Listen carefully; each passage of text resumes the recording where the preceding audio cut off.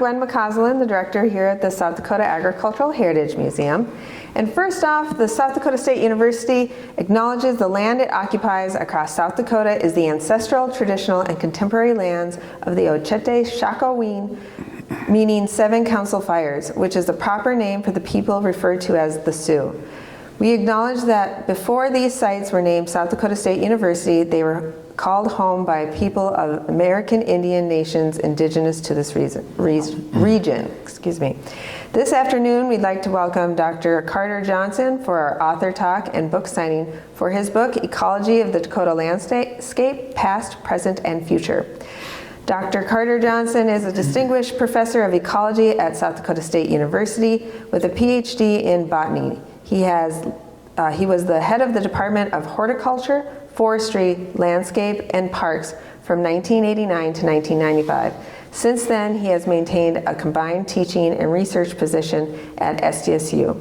His research interests include river regulations and riparian forest ecology, climate change and prairie wetlands, seed dispersal and fragmented landscapes, and multifunctional agriculture and agroecological restoration. His research program is strongly multidisciplinary and interinstitutional. Dr. Johnson has published extensively, including 2 books he will be signing today. So please welcome Dr. Carter Johnson.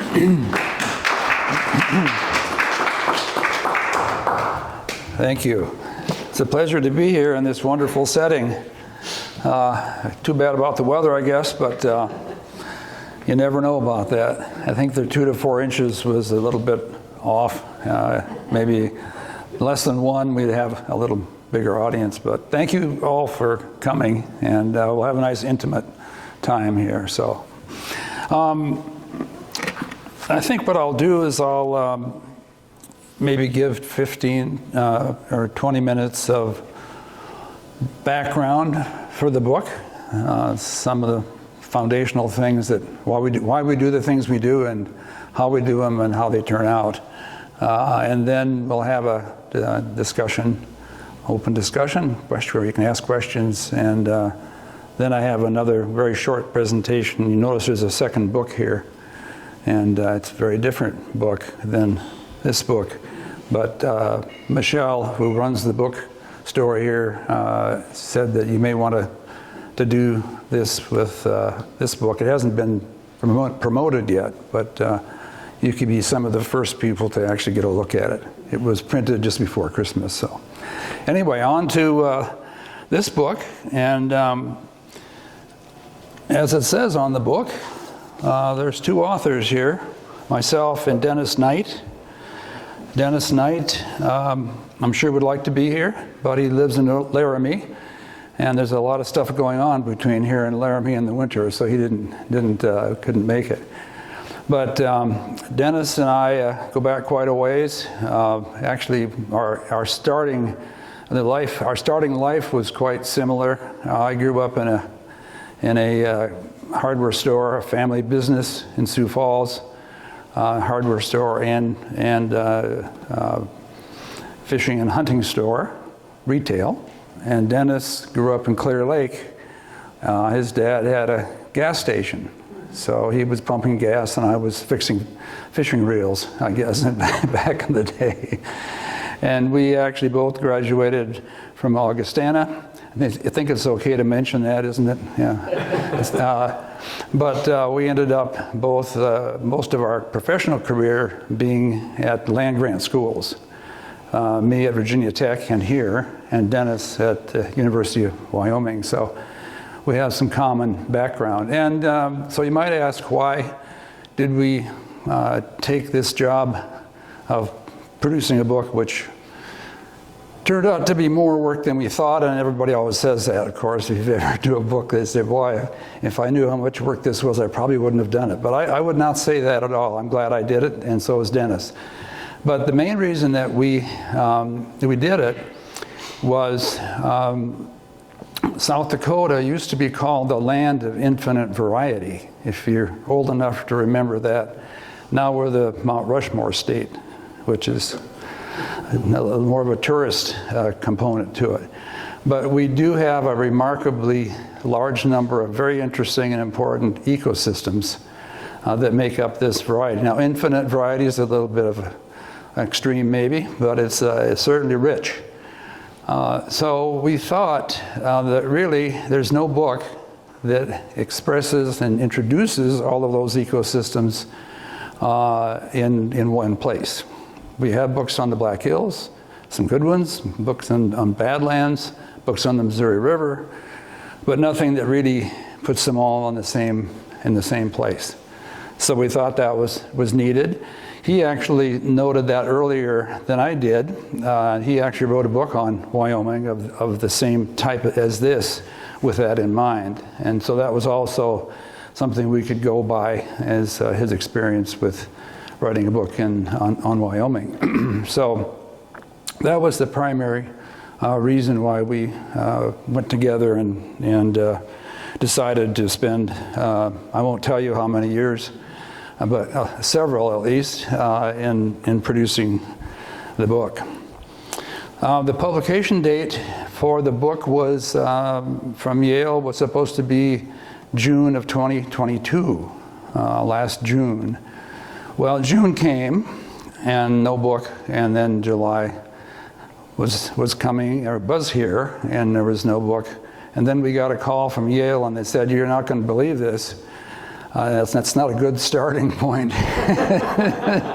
But the boat, the cargo boat that our book is on, coming from China, is stuck in the Chesapeake Bay. Now, maybe you remember back in July, their pictures were, all the news organizations were pointing out to this ship that was stuck in Chesapeake Bay. Well, it was stuck there for a month or so. Finally, they got it out. They got the books up to Baltimore and then to New Haven. And so they actually showed up sometime in August, and we did a launching of the book at the library here at SDSU. So it's been about 6 months since the book has been out. The style of book, we sort of knew what we wanted to write about, an introduction to these ecosystems. And lots of ways you can do that. The books take lots of different approaches. Maybe the more extreme points would be the coffee table book, which we're all familiar with, which are beautiful photographs, not much text or content, but they make the message through photography primarily. The other side of the gradient is maybe a textbook, which is more technical language, thicker material, more graphics, more math probably, and so on. And those were the two poles. So where are we going to go? Which of these? Well, we picked the middle, as you might guess. So we wanted the photography, we wanted the pictures, but we also wanted content. There's a lot of things to say about these ecosystems. A lot has been written, some of it we wrote ourselves, but there's a lot of information that is not really available to the average person through a book like this, unless you want to go into the library and into the journals and find the really heavy-duty stuff. So the book has over 200 photographs in it, and a few graphics associated with that. But it also has a fair amount of text. And for the average reader, which was sort of what we were looking to please here, was something that didn't have the technical jargon, but it had a lot of messages from the photographs. But if you want to read about it a little more, you can go in and read about it more. And you can go to the bibliography, since we have to say where we got all this information. Yale told me way back, something I already knew, but they said, "Well, Carter, you just can't make stuff up."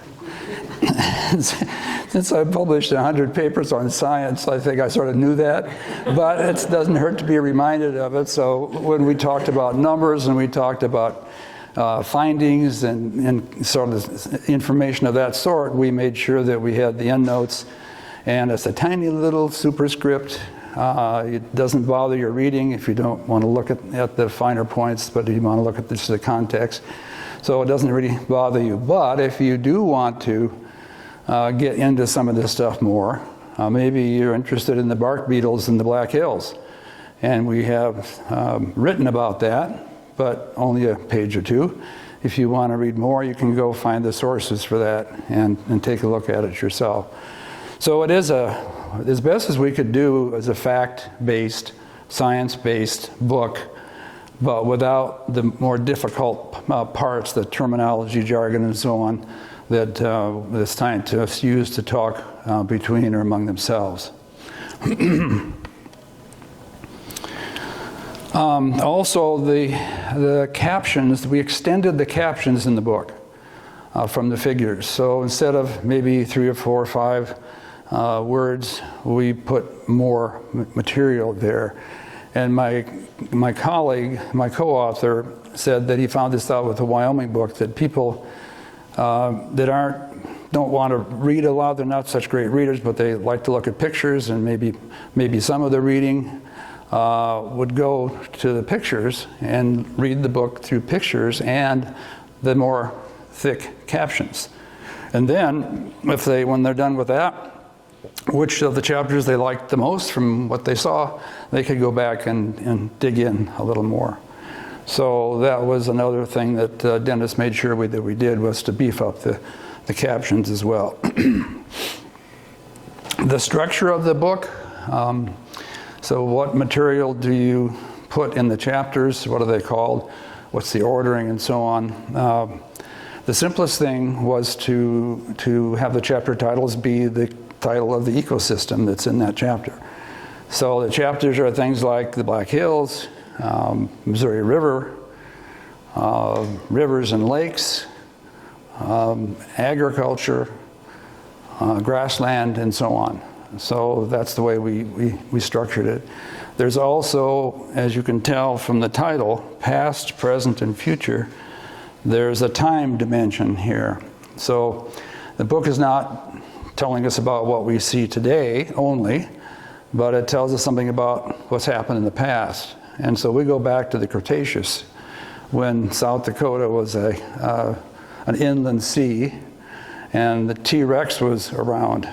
And so we go back that far in certain places, and there's some photographs and so on, not photographs of T-Rex, but photographs of paintings of T-Rex. and so that gives us some perspective to know. I still can't get over the fact that there was T-Rex here, and then, you know, at the time of the glaciers, we had elk and caribou here. Caribou and T-Rex don't seem to go together at all, but it is the truth. So there is a time dimension.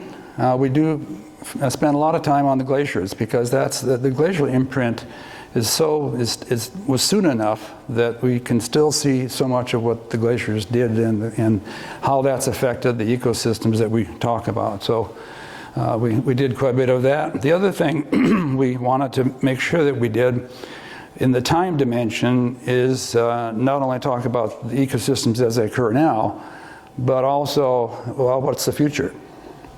Not only from how we manage our ecosystems, but also what the climate might be doing. So we put in expert information about our probably warmer and drier climate in the future. What might the consequences be for that in these different ecosystems? So the book is pretty up to date on what those consequences might be. So we tried to cover as much of this past, present, and future as we could. So the book's been for sale for 6 months, so who's buying it? Who are our customers, or the bookseller's customers at least? The best customer, it might surprise you, is Barry Dunn. He's the best customer. He bought more books than anybody else, if we do it that way. And I'll tell you a little inside baseball here. This is very interesting to me and important. When the book came out, I thought one of the first people that should get a copy of it is Barry. So I dropped him off at his office, and he wasn't there, but he called me the next day and he said, "Carter, I like your book, but where can I buy more books?" And I told him, and then a week later we ended up at the same place at another meeting, and he came up to me and he said, "Carter, do you know what I did?" And you know, when your former boss comes up and asks that question, you be careful how you answer. But I didn't say much. He said, "Well, I bought 150 of your books." And I said, "That is really terrific. And tell me what's going on here." And he said, "Well, I was invited to give a talk, to be the main speaker at a ranch up in northeastern South Dakota near Veblen. I don't know if you know where Veblen is. That ranch got the Aldo Leopold Conservation Award this year, back in 2022. Excuse me. I thought that there's 150 people visiting, but it's all an invitation only. And so I thought I would give a book to every person. And I said, well, I was actually invited before he was, so I was going to be there anyway, but I guess I could get a free book out of the deal. So anyway, the people arrived and they had their tours and talks, and Barry gave a beautiful talk, and then he put the books out on the tables and come and get them, and people did, and I did a lot of signing and talking to people and so on. And the people that got it it was an interesting cross-section. They obviously had some interest in ranching, and some of them were neighbors that were doing similar kinds of practices. The Beans are well known for sort of alternative agriculture, trying different things out, more grassland and less cropland, and so on. And that's why they got the award that they got. But there are also a lot of agency people there, people that work for the Fish and Wildlife Service, for state government, interested in all of these kinds of issues. And so I thought, what could be a better group to hand a book to? So I was really excited about it. So nobody has come anywhere close to Barry's 150, as far as I know. But what a nice thing, and an endorsement. And Barry, the president of SDSU, has a lot of different things coming at him, a lot of from both sides and in the middle. And he obviously read through the book and felt that this was the fair treatment of the environmental issues associated with our ecosystems, and that did a lot for me. So the other people that are buying the book are a lot of people with outdoor interests. They're maybe hikers, campers, anglers, hunters, fishermen, bird watchers. They have some sort of stake in one or more of our ecosystems, and we see that for sure. I remember I was in a restaurant not too long ago, and Lynn from the Madera Acres, you probably know Lynn, walked by and said, "Carter, I bought your book." And I said, "Well, thank you." And she said, "And we're going to go to the Black Hills next summer, and I'm going to take it along." So I got the information on what's going on in the Black Hills. So there's another example of somebody who bought the book. And so the book sales really are going quite well, as far as I can tell. Yale never tells us until maybe about now how many books have been sold. But they did print 5,000 books, and we'll see how that all goes. There were a lot of reviews of our book. One thing that probably a lot of buyers don't even know, and people in general don't know, is how much peer and technical review books like this that a major publisher go through. And I don't know how many people had weighed in on it, but it was probably 10 or 12 or 14 people who were experts in some of these areas. Some of them were Dakotans and some of them were not. But they ended up getting some blurbs on the back of the book. A blurb, if you don't know that word, is a short statement that somebody gives after they've read a book and they're asked to evaluate it, and it's put on the book, and I'm sure that they picked the good ones. I mean, I don't know if there were any not so good ones, but just to read two of them to you. One of them was from Sue Gladowitz, who is a professor at the University of Minnesota, who actually, if you've seen the Minnesota book, there is a nature book in Minnesota written some 20, 30 years ago and just rewritten or revised. And Sue was one of the ones that did that. And she said, Ecology of Dakota Landscapes offers a clear understanding of the historic and current ecology of the heavily impacted region and a plan to protect its requests for future generations. And this one down here is one farmer doing so-called progressive kinds of farming up in North Dakota wrote, Ecology of Dakota Landscapes is the most complete, in-depth look at Dakota ecosystems and their history, an absolutely fascinating read. So these were a couple of reviewers. They also had reviewers from Yale that were all about whether the book could have enough sales to pay all the bills, but apparently they said yes to that. But it's interesting, we had to go all the way up to the end almost without a contract, so that they could have said at the very end, maybe if they didn't get very good reviews here, or maybe if their marketing review didn't come out very well, that it would have been, they might have said, well, thanks for doing all that work, but some other time, or something like that. So that my point though is that it's been reviewed a lot, and we had a lot of revision to do as well, even though we didn't have. We thought it was, well, they found it was very good, but they always had a few things that could be improved better. So we did do a little more of that. So why don't we have an open discussion now? If you have questions about anything about the book or anything related to the book, we can talk about it. Yes? Why did you go to Yale for publishing?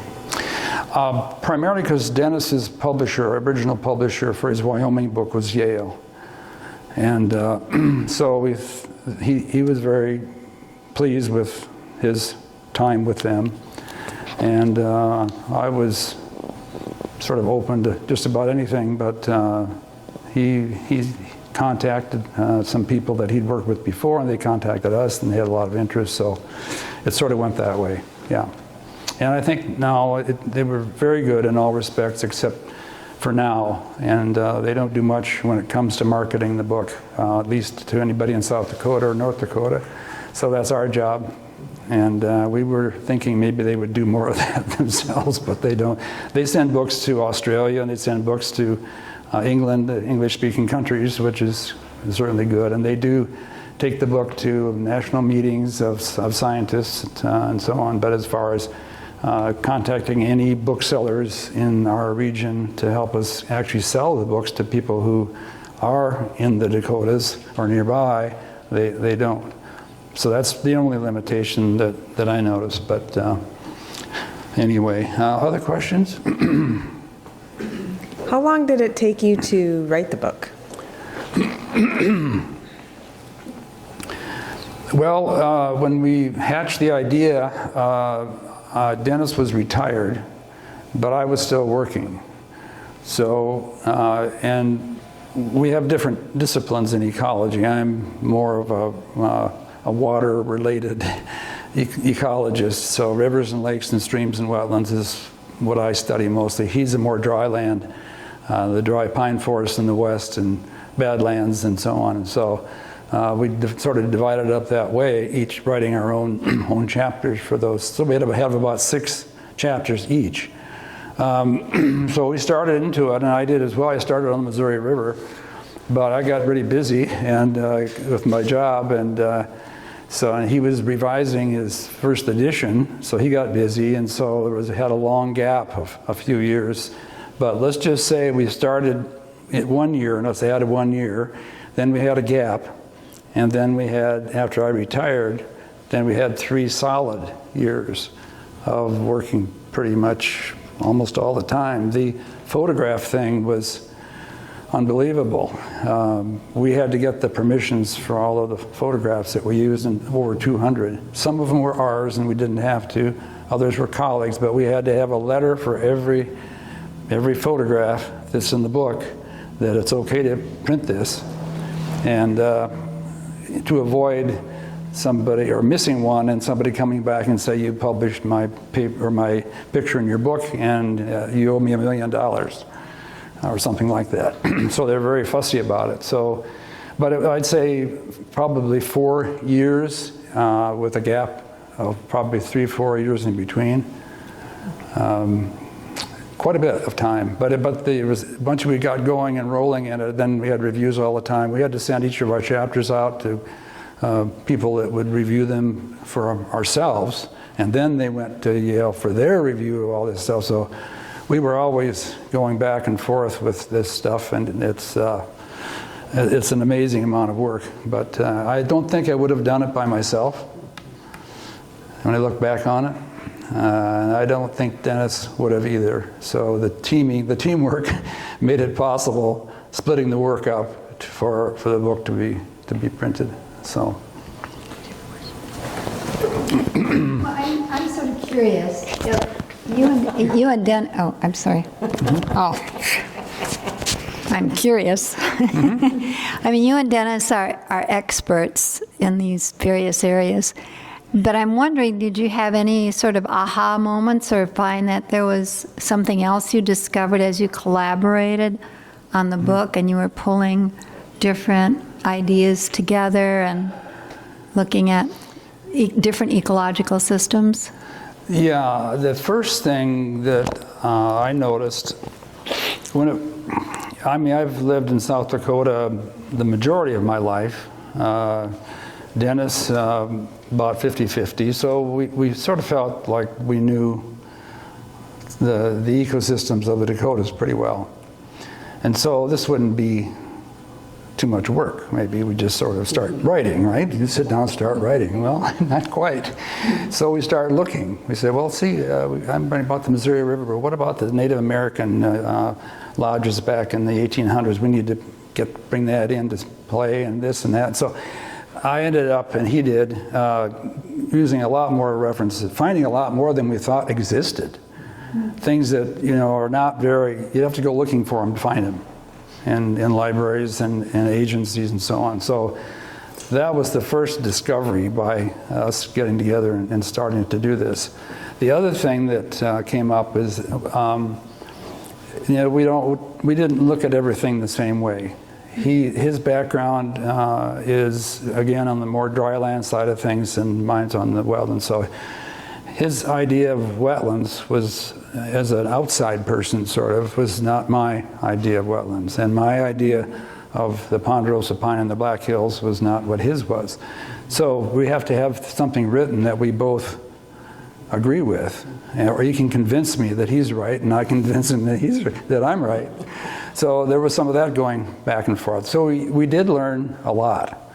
When I think back on it, how little I really knew about these finer points of ecosystems, and until I started searching more, and then collaborating with him, and sometimes forcing each other to go back and read that book again, or read that paper again, and make sure we understand what's going on here. So it was a very good interpersonal relationship, for sure.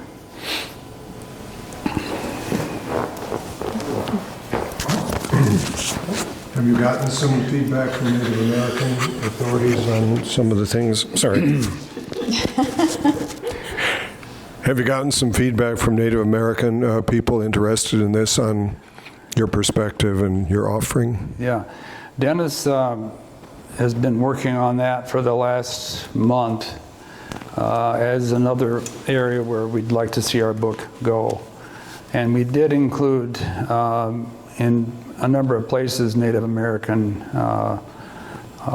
information on the reservations. But unfortunately, there's not very much peer-reviewed information. So it was hard for what we normally were using for information. It was sort of hard to use that. But as far as the book being used on reservations in classes and so on, he's been talking to all of the deans and so on for the South Dakota group, and we're sending them copies of books to take a look at and see if they want to use it. So we're working on that right now. We were a little hesitant to take information that wasn't a way of verifying it, no peer review, without being sure that we had it right. And so we're better off to leave it out than to make a big mistake. Our big emphasis on the Native American was in the Missouri River area, where, of course, incredible populations of folks, the first corn farmers, in the country, and not. I think I was always told that my Norwegian relatives that immigrated here were the first corn farmers, and I'm sorry to say, 1,000 years ago they were not irrigating, but they were planting corn along the Missouri River. So they were way ahead of these Norwegians that they talked about. Yeah. Well, I have two connected questions. One, how would you encourage, or what would you encourage the next generation of scholars to work on now that you have an overview of the landscape with the gaps and so forth? And then related to that, if you were starting a second edition now, or even a first edition now, but based upon what you know, how would it be different?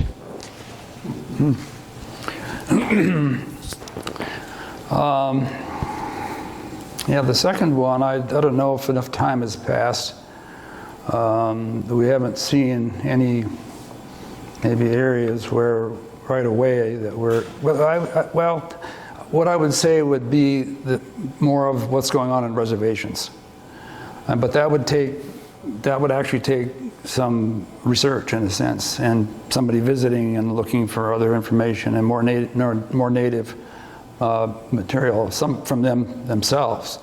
It might be more quotes, it might be more written material and not published material, and so on. But and then what was the first question?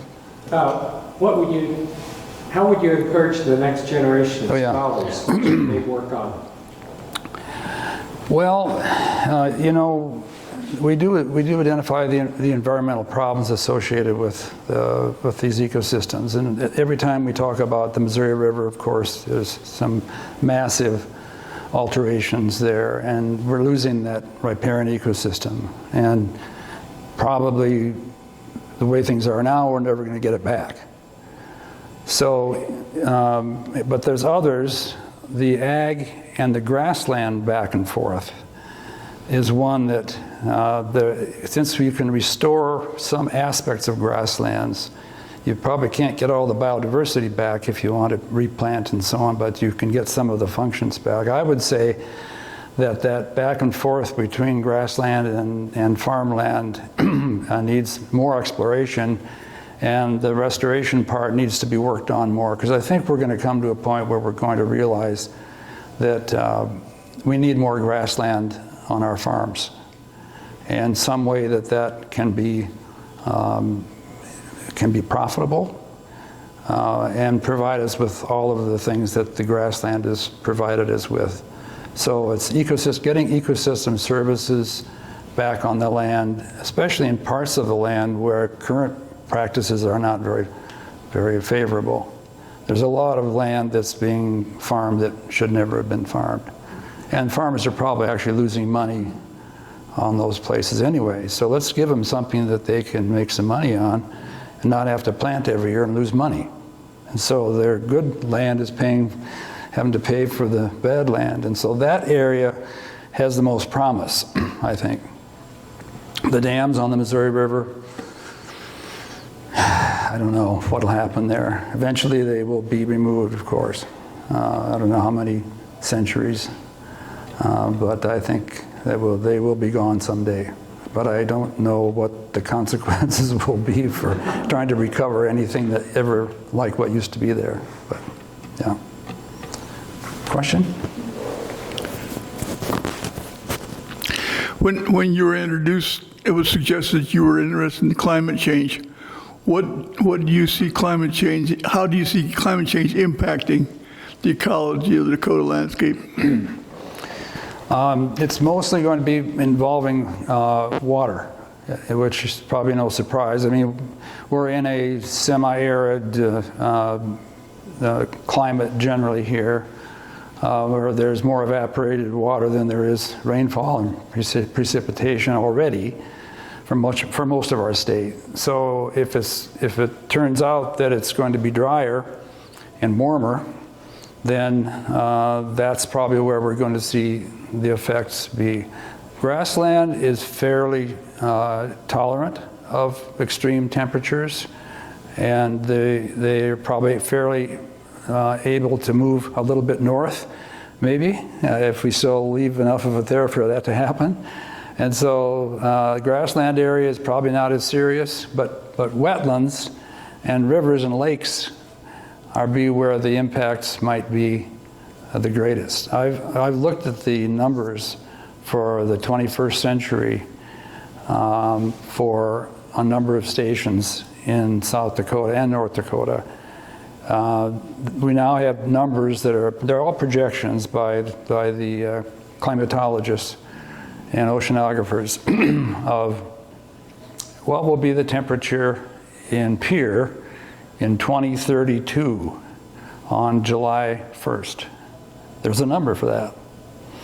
Okay, incorporating what we think the changes are going to be all the way out to 2100.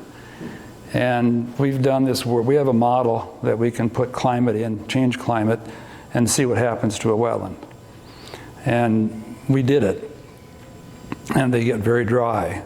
So any organisms that depend on wetlands that have a longer life, longer summer hydro period of at least 100 days are going to be in real trouble. So that's the most serious, I think. But rivers is another one.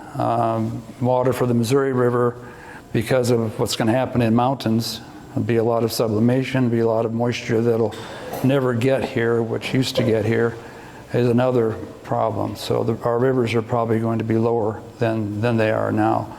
But the wetland one is extremely serious. Because these are shallow wetlands already, and they're already sensitive to the variation that we have in climate and the conditions we have.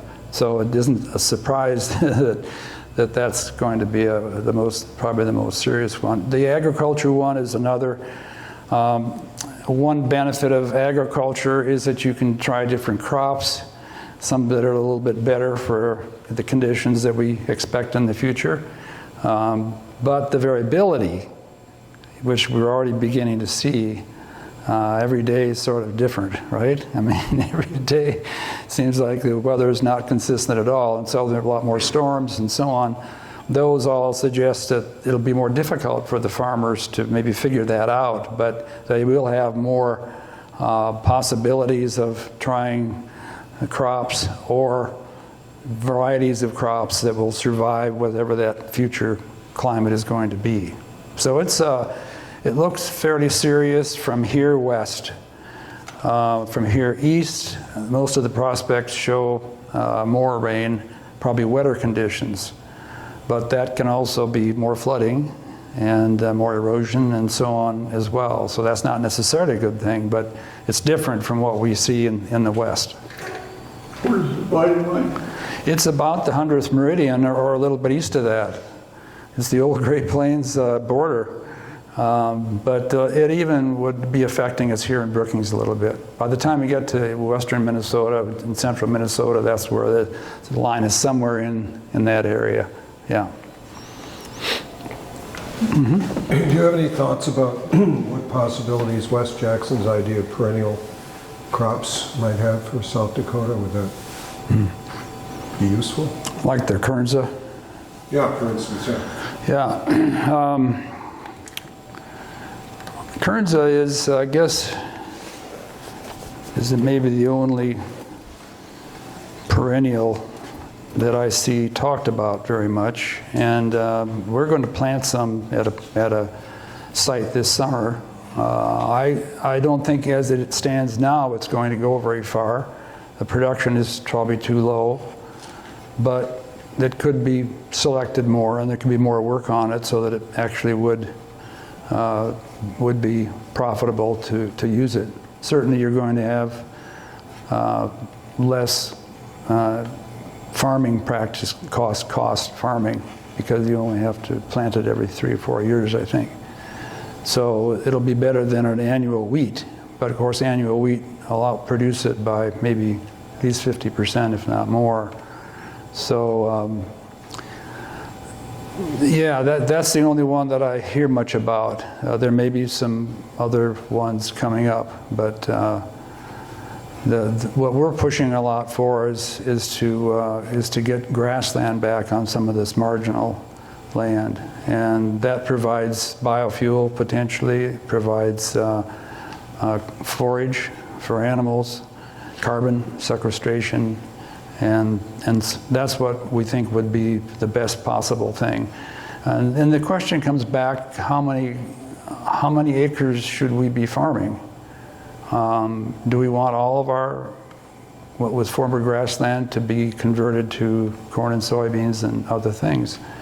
And I think if you ask people in a survey or something, I think people say, no, we like our lakes clean, and we like some grassland around, and we like the natural ecosystems. We don't want it all converted into crops, but that's not available. That option is not available. It said the farmers are the ones that make that decision. But I think that would maybe getting more of a balance, so that all farms would have more grassland, and it could be marketable grassland. It could actually be more profitable than what they're making now on marginal land. That would be a good thing, and we'd be storing more carbon, and I think we can get more carbon back on our ecosystems, even in the farmland, with cover crops and no-till. And so those are our options. Again, they're pretty much up to the farmer to do it, and some do and some don't. But you drive around and see a lot of black dirt in the ditches in the winter still. So nothing is, it's certainly not complete yet. But yeah, so I don't know about any grain crops, perennial grain crops, but I'm not an agronomist either. There may be some out there that are going to come through and reduce the amount of tillage that we have to do. So, any other questions? So before we break, I'm going to tell you just a little bit about this.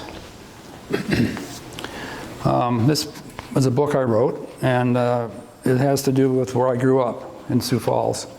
And Michelle, who runs the museum bookstore here, said, it just came out, it just was published a little before Christmas, and she said, well, you could bring a few along and mention it when you're here. Maybe some people will be interested. But I thought, they're going to look at this, which is a much smaller book and half the price.